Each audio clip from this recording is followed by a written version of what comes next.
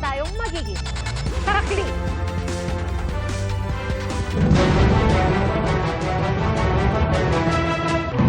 Mga kapuso, bago sa saksi, arestado na si dating Ako Bicol Party List Representative Zaldico. Kinumpirma yan mismo ngayong gabi ni Pangulong Bongbong Marcos at ayon sa Pangulo, dinakip sa Prague si Ko matapos umunong tumawid ng Czech Republic nang walang kaukulang papeles. Sabi rin ng Pangulo, nakadetine ngayon sa Prague si Ko. Nakikipag-ugnayan na ang Pilipinas sa mga otoridad sa Czech Republic para mapauwi si Ko sa bansa. Isa po si Ko sa 16 na individual na nahaharap sa kasong graft and malversation, kaugnay ng umano'y 289 million pesos substandard flood control project sa Nauhan Oriental, Mindoro. Dati nang itinanggi ng company ko ang pagkakaugnay sa anomalya sa mga flood control project. Nahuli na po si Zaldico. He is now detained in Prague after crossing into the Czech Republic without proper documentation and is currently in the custody of Czech authorities. Okay? We are in close coordination with the Czech government to ensure that all legal processes are followed and to arrange for his return to the Philippines at the soonest possible time. We will keep the public informed as developments unfold. Hindi po tayo makakapagbigay ng anumang additional information dahil sa inaayos pa po ang mga dokumento para po makabalik dito si Zaldico. Patuloy na nakikipag-ugnayan ang gobyerno ng Pilipinas sa pamahalaan ng Czech Republic para maproseso ang pag-uwi kay Zaldico sa Pilipinas. At saksi live, si James Agustin.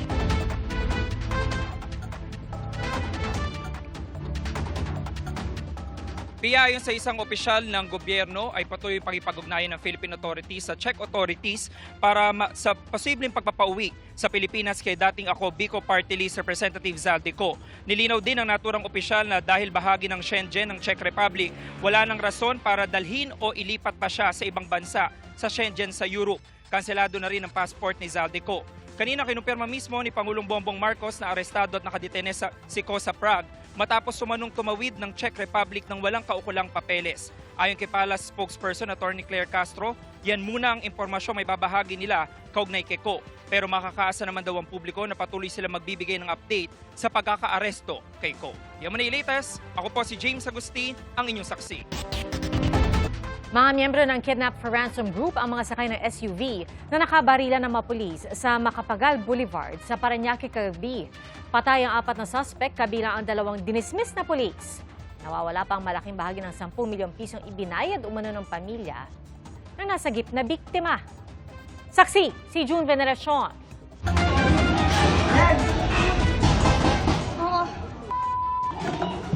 Napagapang sa takot ang mga tao sa isang kainan sa Parañaque. Nang bulabugin sila ng sunod-sunod na putok pasado alas 7 kagabi.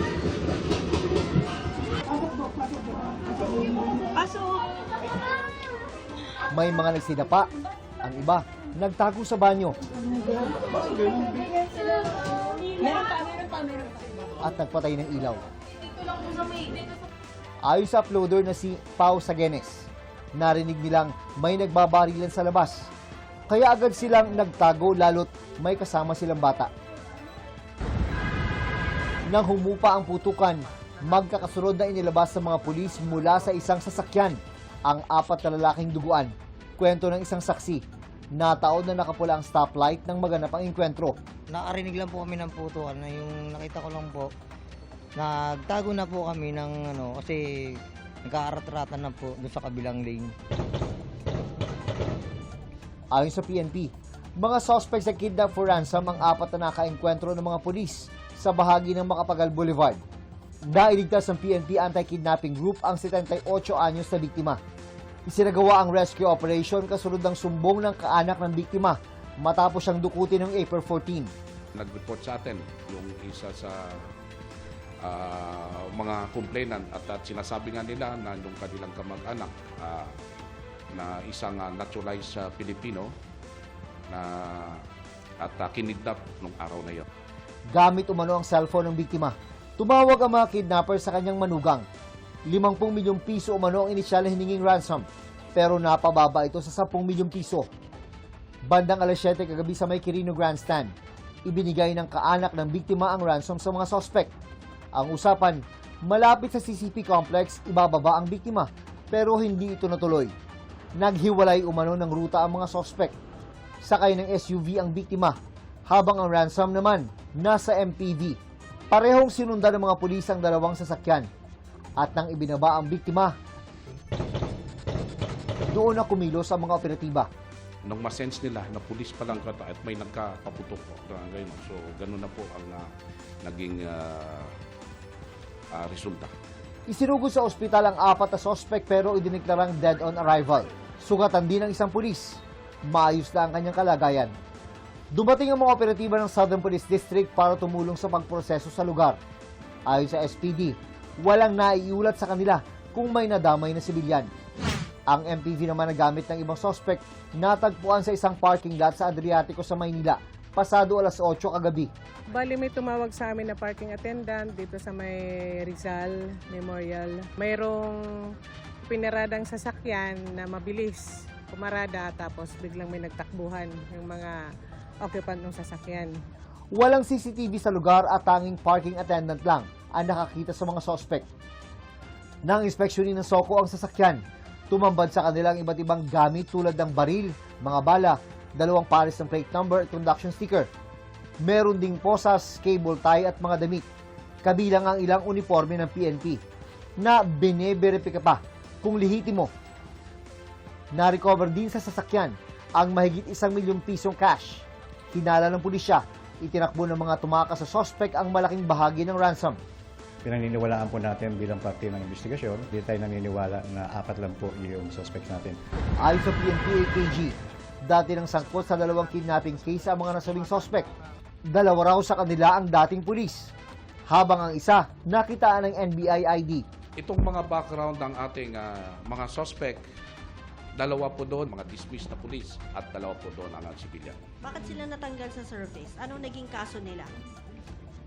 Yung isang grave neglect of duty, yung isa ay mayroong naka-awol, yung isa, at yung isa po pala doon sa mga suspect natin dito ay mayroong warrant of arrest. Malversation of public funds. Sinisiyasat pa ng PNP kung paanong nakilala at dinukot ng mga suspect ang biktima na isang negosyante at naturalized Filipino. Inaalam pa rin kung may iba pang sangkot sa pagdukot. June Veneracion ang inyo, saksi. Samantala, hanggang 20 piso kada litro ang posibleng rollback sa diesel sa susunod na linggo, ayon po yan sa oil industry source. Pero mas malaking rollback ang hiling ng grupong Manibela na tuloy ang tigil pasada hanggang bukas. Saksi, si Oscar Oida. Batay sa bentahan ng langis sa world market mula Lunes hanggang Miyerkules, big time rollback ulit ang nagbabadya sa susunod na linggo ayon sa oil industry source. 18 pesos hanggang 20 pesos ang posibleng bawas sa kada litro ng diesel. 2 pesos to 3 pesos naman sa gasolina. Hinihintay ng DOE ang resulta ng bentahan hanggang sa Biyernes bago magbigay ng estimate. So, pero yung 3 araw na yon, medyo nag-steady yung presyo na mababa. So, hopefully, hindi na siya umakyat today at bukas. Pero ang grupong Manibela, mas malaki pang rollback ang pinapanawagan.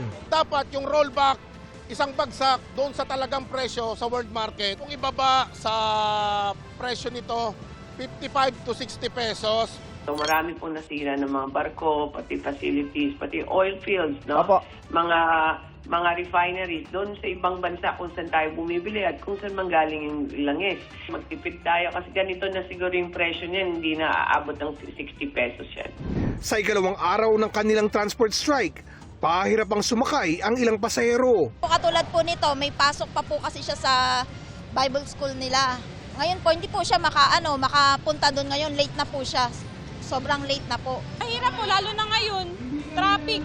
Pagka ganun, mas mahal yung pamasahe sa tricycle. Dagdag perwisyo rin para sa maraming commuter ang naantalang biyahe ng LRT1 mula UN Avenue hanggang EDSA Station.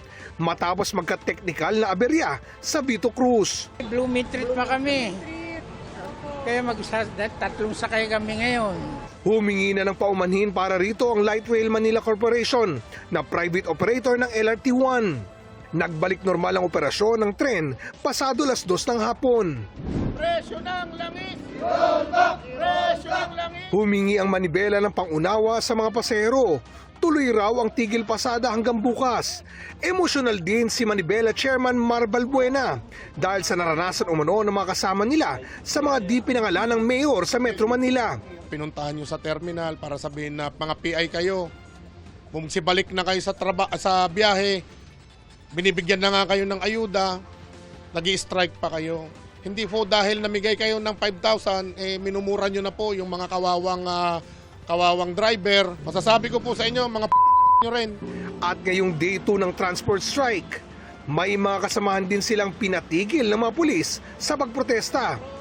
Hinihingan pa namin ng pahayag ang pulisya. Nangyari po kasi sa Angono, pasimula pa lang ng protesta doon sa gilid ng kalsada.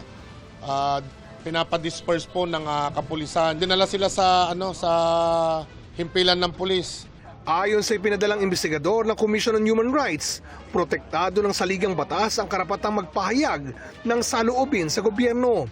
Iimbestigahan nila ang mga sumbong, sabay paalala sa pulisya. Dapat sumunod palagi sa tinatawag natin na maximum tolerance. Sa isang demokratikong bansa tulad ng Pilipinas, ay karapatan ng sinuman na magpahayag, lalo na kung mapayapa itong gagawin nila. Ako si Oscar Oida, ang inyong saksi. Pinag-aaralan ng House Justice Committee ang desisyon ng Commission on Audit na pagbasura sa apela ng Office of the Vice President kaugnay sa inilabas na Notice of Disallowance para sa mahigit 73 million pesos na confidential funds para sa taong 2022. Ayon po sa isang mababatas, maaari itong pagbasihan para masabing may impeachable offense ang Vice Presidente. Saksi, si Tina Pangiliban Perez. Sa Commission on Audit Decision number 2026-171 na may petsang April 10, unanimous ang chairperson at 2 commissioners ng COA sa pagbasura sa apela ng Office of the Vice President sa Notice of Disallowance sa mahigit 73 million pesos na confidential funds ng OVP noong 2022. Magugunitang noong December 21 hanggang 31, 2022, ginamit ng OVP ang 125 million pesos na confidential funds. Pero mahigit 73 million pesos dito ang disallowed ng COA. Kasama rito ang mahigit 69 million pesos na halaga ng pabuya in cash, in kind at gamot sa mga informant na sabi ng COA ay dapat suportado ng mga tamang dokumento na magpapatunay na matagumpay ang isinagawang surveillance operation. Sagot ng OVP, matagumpay ang operasyon nila dahil wala namang nangyaring aberya na konektado sa seguridad. Pero sabi ng COA, hindi ganun yun. Kasi dapat magsumite ang OVP ng accomplishment report na may breakdown ng pinagamitan ng confidential funds at bakit masasabing nagtagumpay ang mga ito. Disallowed din ang 3.5 million pesos na pinambili ng mga mesa, upuan, computers at printers. Sabi ng COA, kailangang may official receipts o sales invoice ang mga ito at hindi lang acknowledgement receipts. Sa apela ng OVP, sinabi nitong nalabag ang karapatan nito sa due process. Bagay na pinabulaanan ng Intelligence and Confidential Funds Audit Office. Tingin ni House Justice Committee member Representative Terry Ridon, magiging basehan ang COA decision para sabihing nagkaroon ng impeachable offense ang bise. So the fact that the Vice President and 2 of her OVP officials are being asked to return 73 million is already the proof that the use was improper, that the use was irregular, that there was a misuse of confidential funds. And therefore, I think as far as the House is concerned, it will basically rise to a level of an impeachable offense, particularly betrayal of public trust. Kasi syempre, public office is a public trust.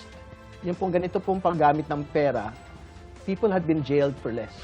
Sabi ng isa pang miyembro ng Justice Committee na si Representative Joel Chua. Dito lumalabas, it's either mali yung paggamit, hindi nagamit ng maayos, or hindi na-justify yung paggamit. So, either sa kung ano man doon, ibig sabihin talaga may problema sa paggamit. or hindi talaga mapaliwanag kung paano nagamit. Panawagan ni House Deputy Speaker Paulo Ortega V na endorser ng Cabrera impeachment complaint, ibalik ni VP Duterte ang 73 million pesos at panagutan ang kanyang nagawa. Pero kapag isinauli ba ng bise ang 73 million pesos, wala na siyang impeachable offense?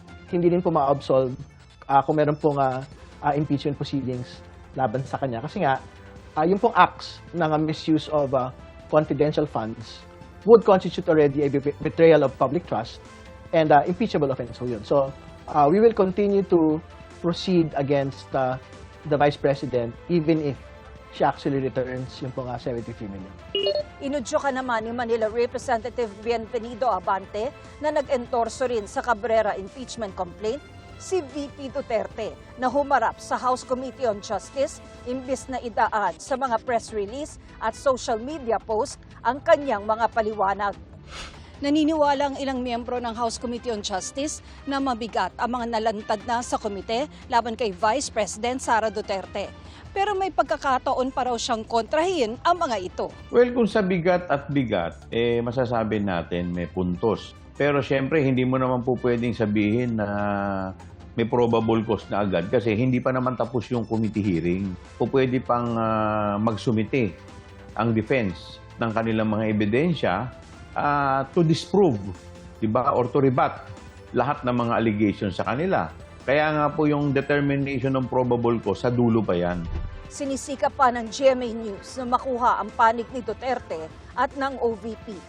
Bukod naman sa 73 million pesos na disallowance, sabi ng COA, may isa pang notice of disallowance silang ipinadala sa OVP para naman sa 375 billion pesos confidential funds para sa first, second at third quarter ng taong 2023. Hindi malinaw kung nasagot na ito ng OVP. Ang Internal Affairs Board ng Office of the Ombudsman nag-issue ng show cause order laban kay Attorney Ryan Kilala para hinga ng paliwanag sa mga akusasyon ni Ramil Madriaga. Sa pagdinig kasi ng House Committee on Justice tungkol sa impeachment complaints laban kay Vice President Duterte, binanggit ang pangalan ni Attorney Kilala na Special Assistant Prosecutor ng Office of the Ombudsman. Sa testimonya ni Ramil Madriaga, sinabi niyang nagbigay umano siya ng 2 duffel bag kay Kilala na may laman umanong tig 30 million hanggang 35 million pesos bawat isa. Binigyang diin ni Assistant Ombudsman Miko Clavano na mahalagang masiguro ang integridad ng Ombudsman sa pamamagitan ng masusing investigasyon. Yes. With regards to Attorney Ryan Kilala, the office, through the Internal Affairs Board, had already issued a show cause order. So this is something that we will pursue to make sure that yung integrity ho ng ating opisina ay nandun pa rin. We get to the bottom of it. Paglilinaw ni Clavano, ang show cause order ay hakbang upang hinga ng paliwanag si Kilala at hindi pa ito kaparusahan. Nananatili rin umano sa tungkulin si Kilala habang isinasagawa ang proseso. Ako si Tina Panganiban Perez, ang inyong saksi. Arestado sa Antipolo ang isang lalaking nagnakaw umano ng 100 ng cellphone. Ibinenta umanong ilan sa mga cellphone sa halagang 500 piso lamang. Saksi, si EJ Gomez. Naglalakad ang isang lalaki na may bitbit na tila kahoy nang makunan siya sa CCTV sa barangay Inarawan sa Antipolo City, Miyerkules ng madaling araw. Maya-maya, bumalik siya at may bitbit ng plastic bag. Sa isa pang CCTV, nakita siyang dumaan sa isa pang eskinita. Bit-bit pa rin niya ang plastic nang makunan din siyang naglalakad sa katabing kalsada. Opo, siya yan. Ayun, may tattoo. Tattoo niya yan sa kamay. Ang lalaki, itinuturong nagnakaw ng mga cellphone na nasa loob ng bitbit niyang plastic ayon sa barangay. Isa raw complainant ang nagsumbong sa barangay na nilooban sila at ninakawan ng 12 cellphone. Ayon sa biktima na tumangging humarap sa kamera, aabot sa 80,000 piso ang halaga ng mga ninakaw na cellphone. Ang sospek, isinuko mismo ng kanyang ina sa otoridad. Nung pinuntahan namin sa bahay, kung saan naman siya sumama, ma'am. Hindi na na-recover ng mga otoridad ang mga ninakaw na cellphone. Ayon sa 23 anyos na sospek, Ibinenta na niya ang ilan sa mga ito sa halagang 500 pesos. 4 sa mga cellphone ang ibinenta niya sa Marikina, habang ang iba ay ibinigay niya sa kanyang mga kaibigan. Hirapan ng buhay. Pasensya na po sa aking nagawa. Ayon sa barangay, noong nakaraang linggo lang, nasangkot din ang sospek sa ilang insidente ng pagnanakaw sa lugar. April 9, kumuha siya ng cellphone. And then, naibalik naman po sa may-ari. Pero naka-blacker naman sa akin yung nangyari. And then after, kinabukasan, April 10, alak na lang yung mamang kinuha. And then, nahuli din naman siya dahil kasi yung tindahan na yun, meron CCTV na. Sa custodial facility ng Antipolo Police nakadetain ng sospek na nahaharap sa reklamong theft. Ako si EJ Gomez, ang inyong saksi. Nag-inspeksyon sina DPWH Secretary Vince Dizon at mga opisyal ng LGU at BFP sa Navotas Sanitary Landfill. Bumubuga pa ang makapal na usok na isagawa ang inspeksyon. Nagpadala na ng backhoe, dredger at 2 bulldozer ang DPWH para tumulong sa pag-apula sa sunog sa landfill. Pero matapos suriin ang lawak ng pinsala, magdadagdag pa raw sila ng equipment. At para tuloy ang maapulang apoy, tatabunan ng lupa at putik ang mga bahagi ng landfill na nasusunog pa. Ang sunog sa Navotas Sanitary Landfill dama rin ang epekto sa Obando, Bulacan. Saksi si Rafi Tima.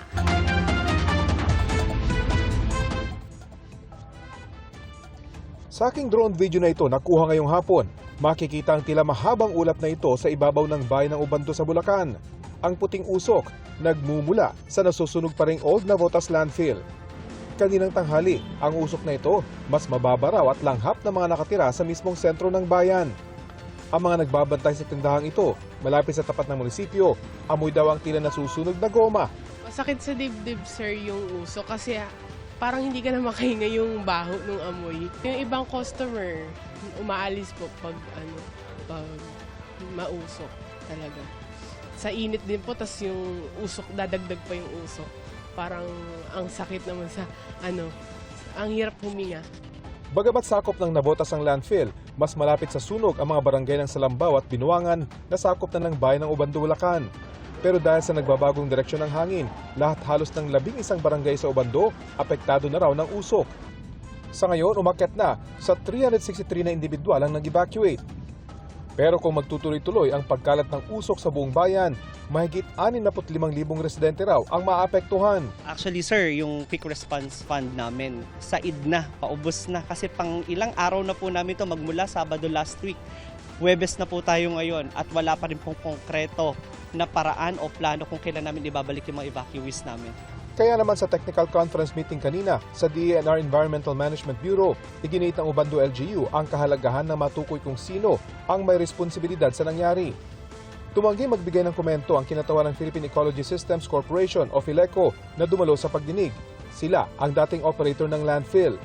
Pero ayon kay Navotas Mayor Ray Tiangco, malinaw sa pulong na bagamat nagsara na ang landfill at naibenta na ang lupa, nananatili sa PhilEco ang responsibilidad na i-monitor at ipatupad ang closure and rehab plan ng landfill. Maliwanag sa DNR na may responsibilidad yung operator. At hindi mo basta pwedeng i-transfer dahil meron kayong problema sa kung sino yung may-ari ng lupa. Dahil sa iyo binigay yung ECC, responsibilidad na gawin mo yung rehab plan. Dati nang sinabi ng PhilEco na pinaalis sila sa lugar sa bisa ng isang expropriation order matapos itong mabili ng San Miguel Aerocity Incorporated. Sabi naman ng San Miguel, hindi nagpatupad ng safe closure and rehabilitation plan ng PhilEco bago ito umalis. Sa gitna ng pagtuturoan ng dalawang kumpanya, ipinag-utos ng DENR sa PhilEco at San Miguel na magsumiti sila ng isang statement of commitment para malinaw na mailatag ang mga susunod na hakbang tungkol sa landfill at para malaman kung sino ang may pananagutan sa insidente. Sa ngayon, prioridad pa rin daw ang pag-apula sa sunog. Sa mga kuwang ito ng aking drone kahapon, kita pa rin ang malakas na lagablab ng apoy sa isang bahagi ng landfill. Hanggang gabi, patuloy naman ang operasyon ng isang backhoe para hindi kumalat ang apoy. Hinuhukay nila ang basura para magpistol ang fire line para hindi kumalat ang apoy. Ako si Rafi Tima, ang inyo saksi.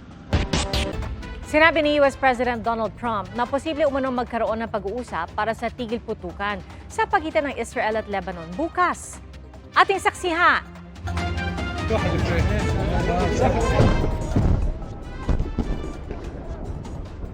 Nabalot ng makapal na usok ang bahaging ito ng Southern Lebanon dahil sa napaulat na airstrikes ng Israel.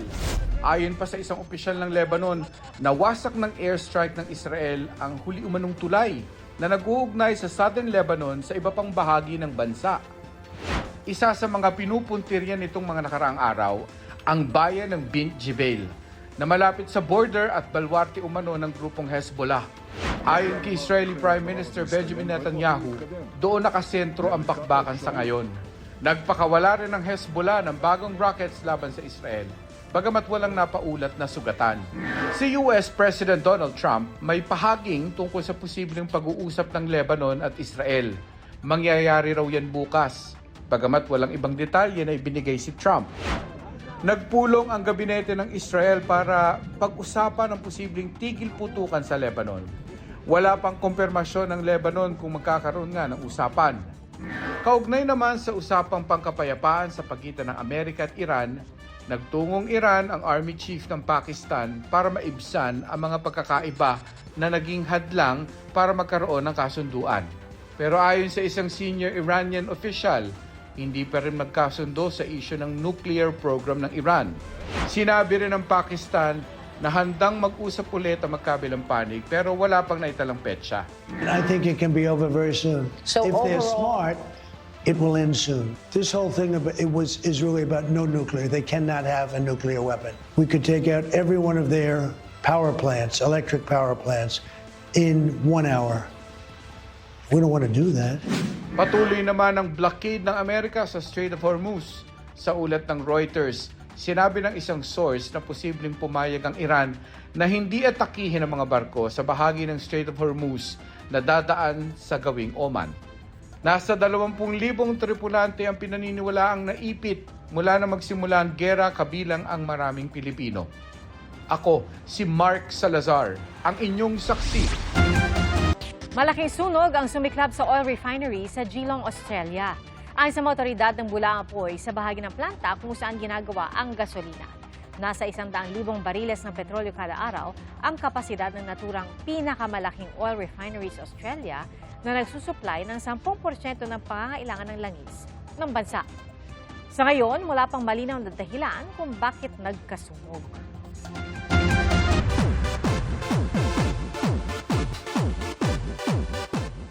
Hindi lang po mga bulaklak ang blooming sa Japan, blooming din ang relasyon ni na Ashley Ortega at Mavi Legaspi na nagbakasyon doon. Naka-pink pa ang dalawang kapuso stars na bumagay sa panahon ng tagsibol. At nag-date din sina Ashley at Mavi sa isang theme park at sinubukan ang sikat na butterbeer. Abot abroad din ang kilig ni Sanya Lopez na nagtungo sa China kasama ang kanyang special someone. Enjoy si Sanya sa bakasyon kung saan bumisita siya sa isang zoo at sumubok din na ilang street food. Sa ngayon, abala muna ang aktres sa kanyang pelikula na Midnight Girls kung saan natuto siya na mag-Nihongo para sa kanyang karakter. Salamat po sa inyong pagsaksi. Ako po si PR Kanghel. Ito ang GMA News. Walang kinikilingan, walang pinoprotektahan. Noon at ngayon, serbisyong totoo. Hanggang bukas, sama-sama po tayong magiging saksi!